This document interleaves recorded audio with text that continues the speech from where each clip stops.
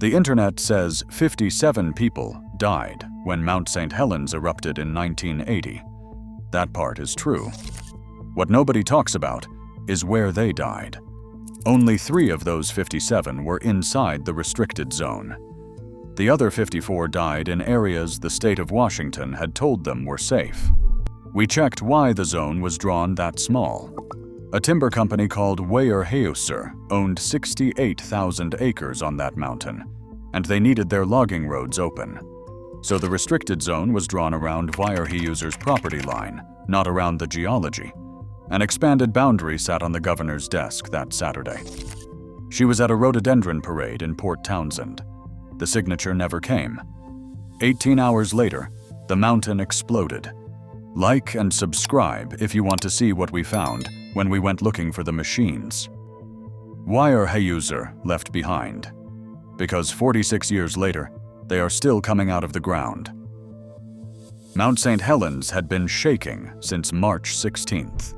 The USGS recorded its first earthquake that day, and by March 25th, 174 quakes had hit in a single 48-hour stretch.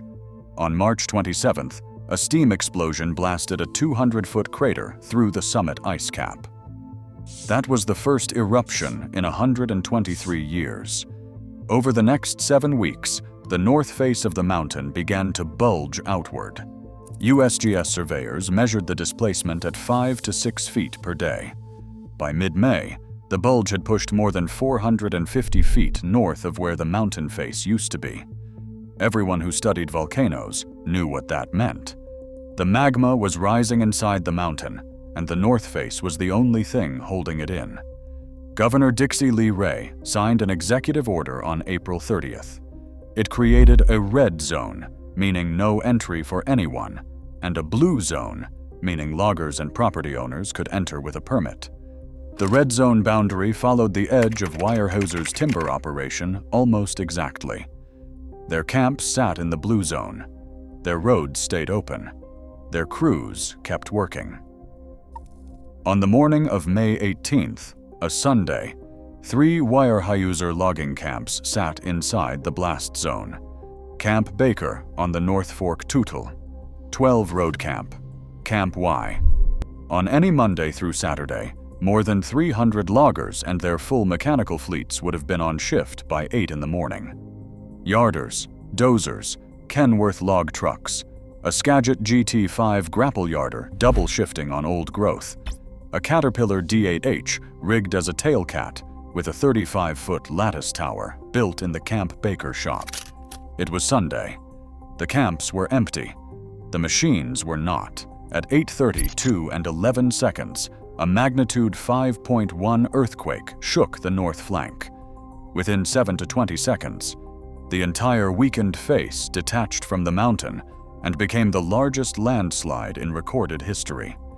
300 million cubic yards of rock, ice, and superheated gas accelerated to 150 miles per hour and traveled 13 miles down the North Fork Toutle Valley, filling it up to 600 feet deep. The landslide depressurized the magma chamber behind it. The lateral blast that followed moved at more than 300 miles per hour at ground level. Some USGS models put the peak speed near 670 miles per hour. Briefly supersonic, the temperature of the blast cloud reached roughly 660 degrees Fahrenheit. It flattened 230 square miles of forest in under 10 minutes. USGS volcanologist David Johnston was sitting in a camper at the Coldwater 2 observation post, 6 miles from the summit.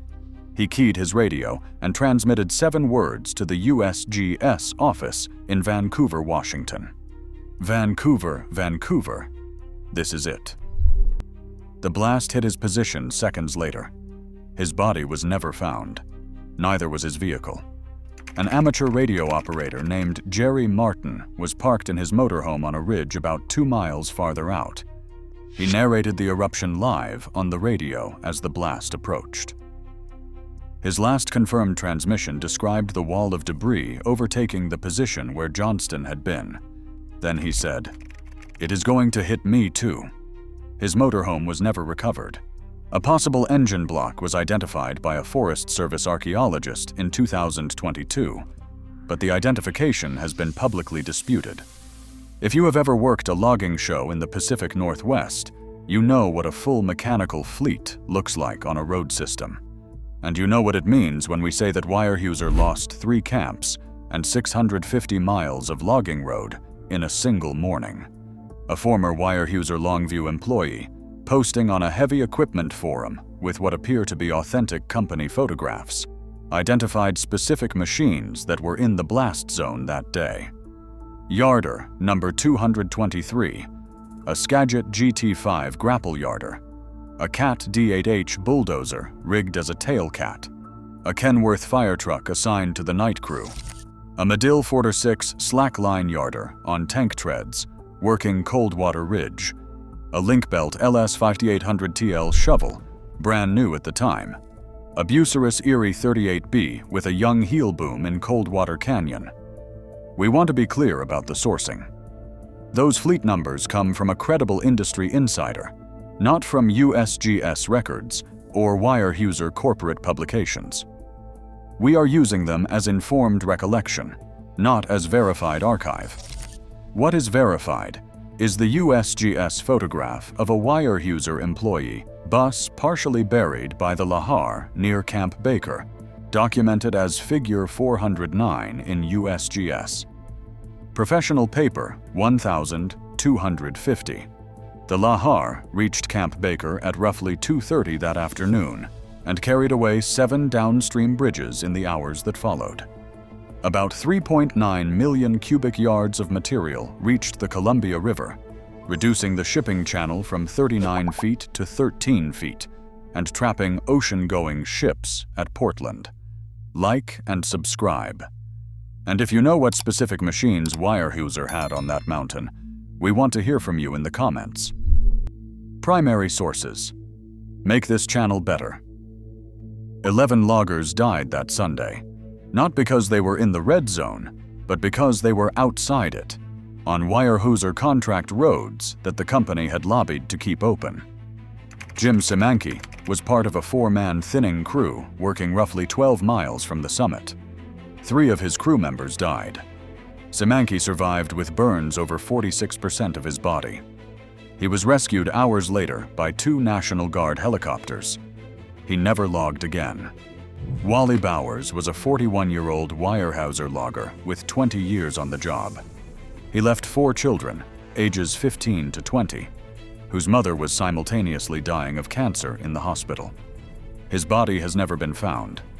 He is technically still listed as missing. And then there is Harry Truman. He was 83 years old, born in 1896 in West Virginia, and he ran the Mount St. Helens Lodge at Spirit Lake for 52 years. He refused every evacuation order. At the time, he was quoted saying, "If the mountain goes, I am going with it."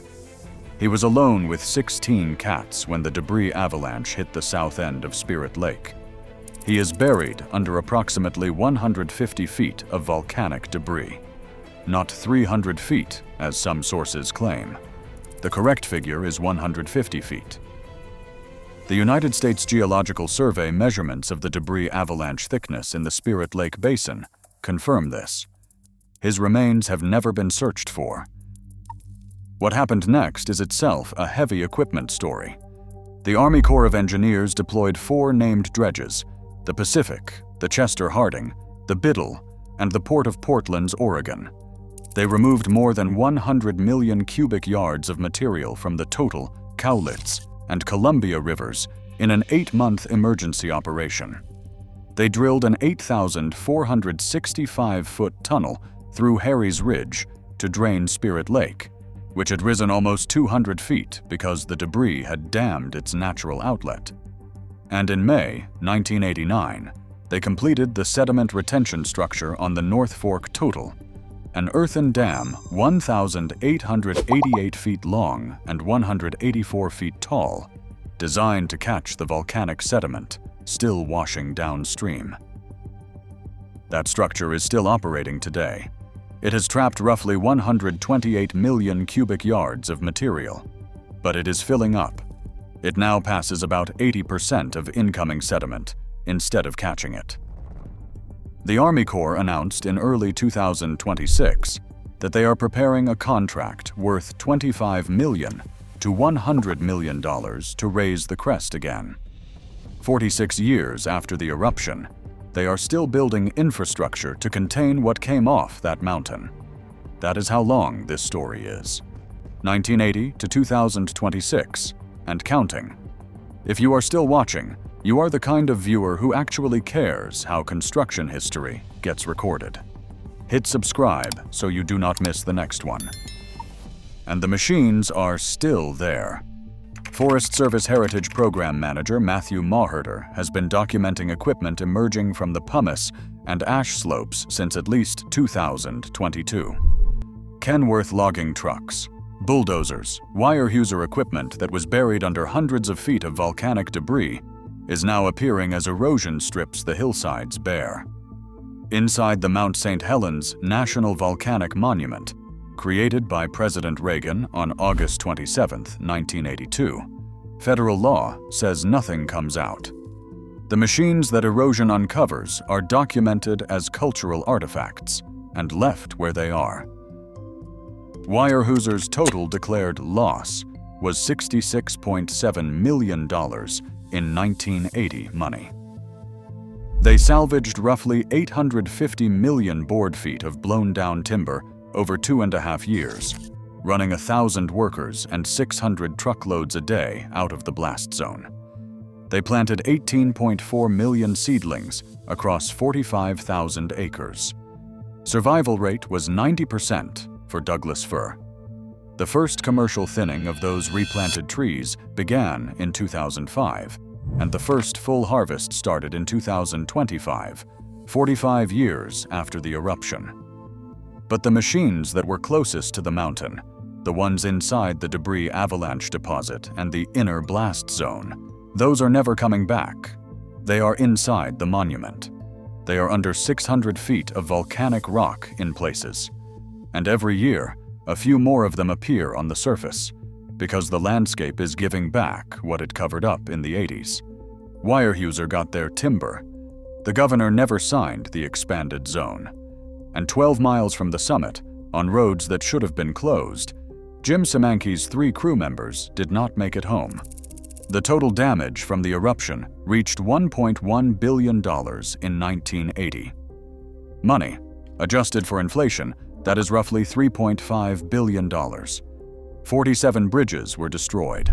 185 miles of highway were gone. 15 miles of railway were buried. 30 logging trucks, 22 transport vehicles, and 39 rail cars were lost in a single morning. Like and subscribe. Tell us in the comments below. Have you ever worked a job where management kept the site open when it should have been shut down? Because that is what happened on this mountain.